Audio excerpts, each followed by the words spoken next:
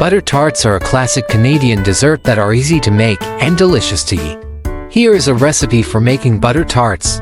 Ingredients needed to bake butter tarts: 1/2 cup unsalted butter, softened. 1/2 cup brown sugar, 1/2 cup corn syrup. 1/4 teaspoon salt, 2 eggs. 1 teaspoon vanilla extract, 1/2 cup raisins. 12 unbaked tart shells. How to bake butter tarts.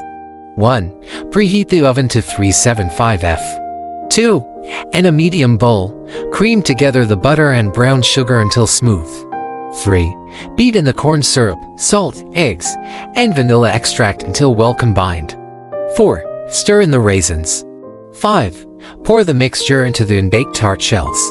6. Bake for 15 to 20 minutes or until the filling is set and the crust is golden brown. 7. Remove from the oven and let cool before serving. This recipe makes 12 butter tarts.